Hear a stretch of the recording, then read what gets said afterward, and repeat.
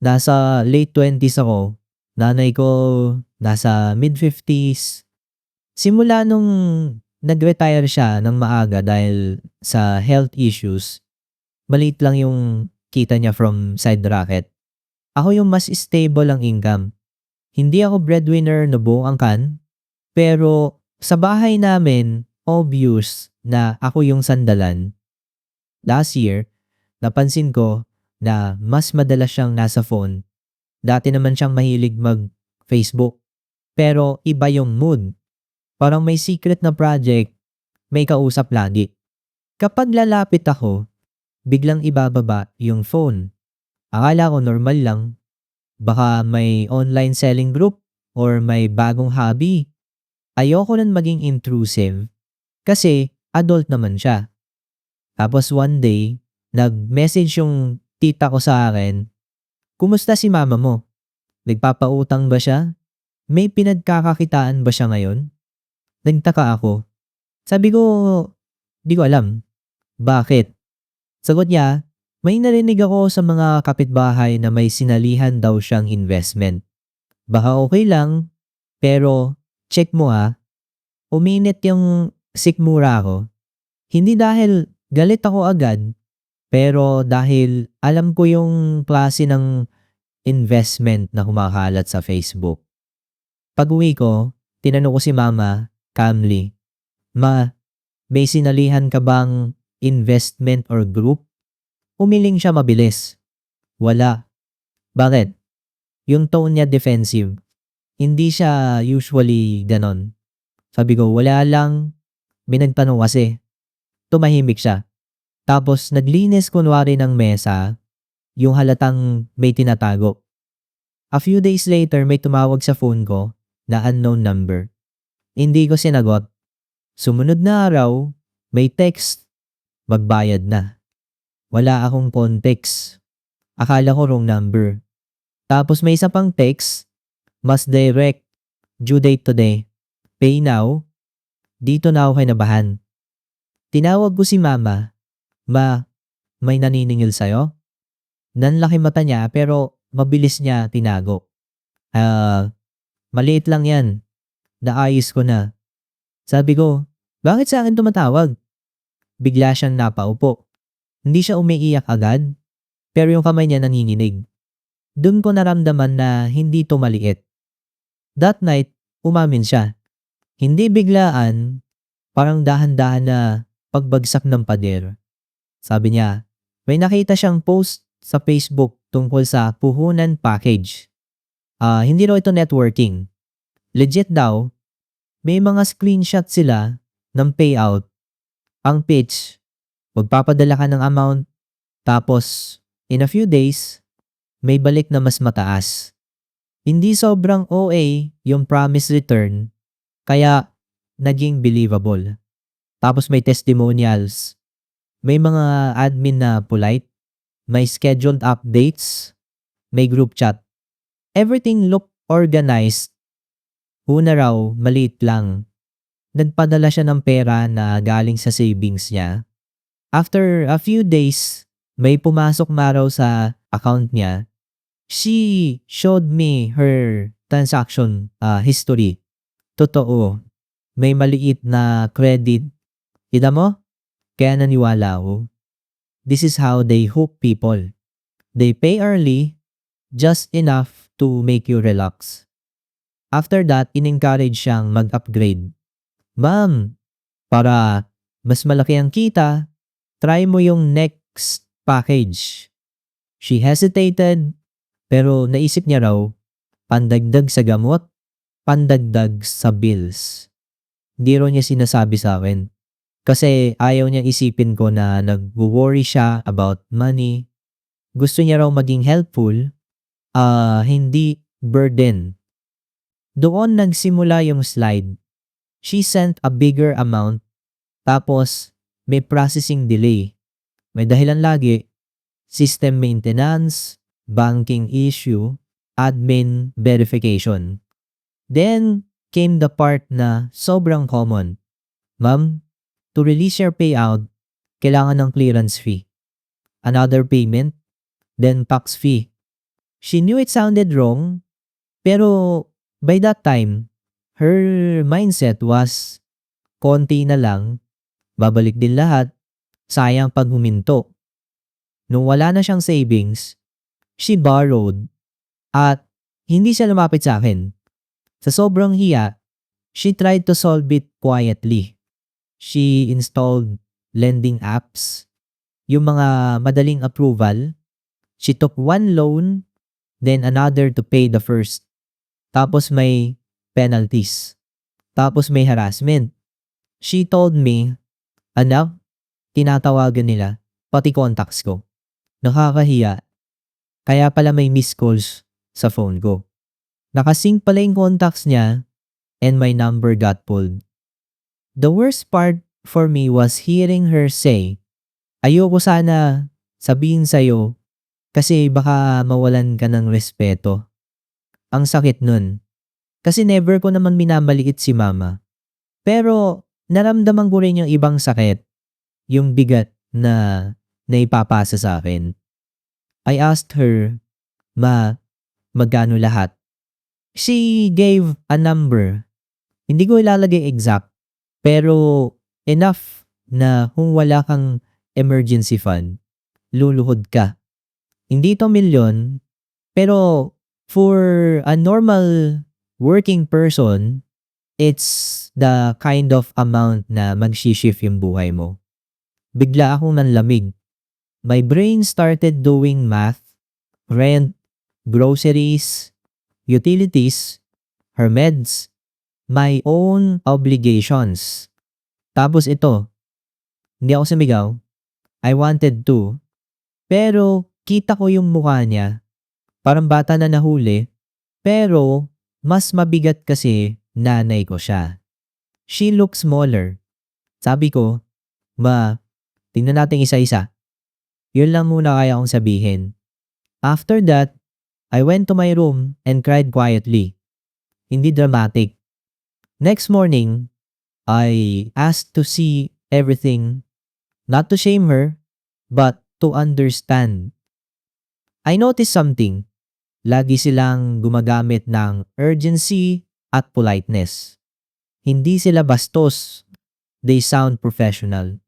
My good day, ma'am. Rest assured, for faster processing. They know how to talk to someone, like my mom, someone who values respect. I started taking calls, one by one. I kept my voice steady. Hello, ako ang anak. We are arranging payments. Please, stop calling multiple times a day. Hindi ako nagmamagaling. I was just trying to create space to breathe. I set a rule with my mom. She will not answer unknown numbers. If someone calls, I will handle it. She agreed, pero halatang guilty siya. She kept saying sorry. Every sorry was like a small cut. Kasi I didn't want her stuck in apology mode. I needed her to stay present and cooperate, not spiral. We listed all her loans. We wrote down due dates and amounts. We also listed the scam payments she sent. I told her, ma, hindi na natin hahabulin yung payout. Stop na tayo sa pagbayad sa kanila. She nodded, pero umiiyak siya. That week, I adjusted everything. I canceled some subscriptions. I stopped eating out. I took on extra shifts. I sold a few items I didn't need. Hindi ito rise and grind story. Pagod ako. There were nights I stared at the ceiling, thinking, bakit ganito? Bakit ngayon? Pero every time I look at my mom, I reminded myself, she didn't do this to hurt me. She did it because she wanted to help in the wrong place with the wrong people. May mga araw na nagagalit pa rin ako. Hindi sa kanya as a person, pero sa choice. One night, napasabi ako, Ma, bakit ka naniwala? Ang daming red flags. Tumahimik siya, tapos sinabi niya, alam ko, pero nung una kasi may bumalik. Tapos, lahat sila sa group, parang totoo. That hit me. Kasi, social proof is powerful. Pag nakita mong marami, you think safe. We also had to deal with shame sa pamilya. Yung tita ko na nagtanong, eventually nalaman. She tried to be supportive, pero may halong, sabi ko sa'yo, I didn't want a lecture. I just said, okay na po. Inaayos na namin. Ayoko rin ikalat kasi the more people talk, the more my mom feels like a failure. At home, I tried to keep things normal. Pero obvious na may tension. Si mama mas tahimik. She would go, then sit, then stare. She started doubting herself in small things. Tama ba to? Baka mali. Parang natakot siyang magdesisyon ulit. That's another damage. Hindi lang pera ang nawala, pati confidence. I told her, Ma, hindi ka bobo. Hindi ka mahina, nalinlang ka. Maraming nalilin lang. Hindi ko sinabing marami as comfort blanket. I meant it as reality. These scams are designed to look normal. They use real-looking bank transfers. They use friendly language.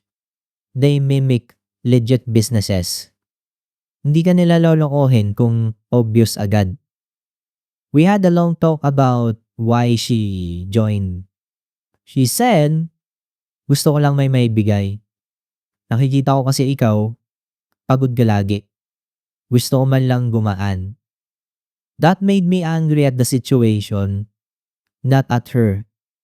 Because she carried that worry quietly. I told her, Ma, mas gumagaan ako pag honest tayo. Kahit mahirap, mas kaya ako pag alam ko. Some people will ask, bakit ako sumalo? Why not let her face it? Honestly, because she's my mother and I love her. Also, because the calls were already affecting my life. My workplace number was almost reached. It was turning into a daily stress cycle. And because if she collapses emotionally, I'll carry that too. So I chose the cleaner burden, the financial one with boundaries. Boundaries mattered. I told her, Ma, from now on, no online investment without talking to me or someone we trust. No lending app loans. If you need money, we discuss. She agreed. But I also told myself, I won't control her life. I will just create a system where secrecy is harder and support is easier. We started doing weekly check-ins. Not like an interrogation. It felt awkward at first. Parang corporate meeting sa bahay. Pero it helped. It gave my mom permission to talk before it becomes a crisis. I also taught her a few simple rules. If someone promises guaranteed returns, be careful. If there's a fee to release money, stop. If they pressure you to act fast, stop. Basic, but it helps when emotions are high. I didn't flood her with info. I kept it simple, repeatable. The scammers kept messaging her for weeks. Mom, your payout is ready. Final chance. Limited slack. They even tried guilt. We already processed for you. My mom showed me each message. That was progress. She didn't reply. She just forwarded it to me and said, "Ito na naman sila." Every time she did that, I felt a small relief, not because we were winning, but because she wasn't alone in it anymore. There was one night when she said something that broke me. "Anak, kung wala ka, hindi ko alam." Hindi siya nagpaawa. Simple lang. I hugged her and we stayed quiet. I realized then that rebuilding trust isn't about forgetting what happened. It's about making sure it doesn't become a permanent wall between you. Financially, we're still paying. It's slow. Some months are easier. Some are tight. I'm learning to live with a budget that feels like a narrow hallway. I remind myself that this is temporary as long as we stay consistent. Emotionally, my mom is healing in small ways. She started gardening again. She started talking more. Minsan, bigla niyang sasabihin, "Sorry anak." I answer, "I know." Pero okay na. Focus tayo sa next step. I don't say it to erase her feelings. I say it to keep her moving. If you're reading this and you're the child in the situation, I get it. You can love your parent and still feel angry. You can be compassionate and still feel burdened. Both can be true. Ang importante, you don't let the anger turn into cruelty, and you don't let the compassion turn into self-destruction.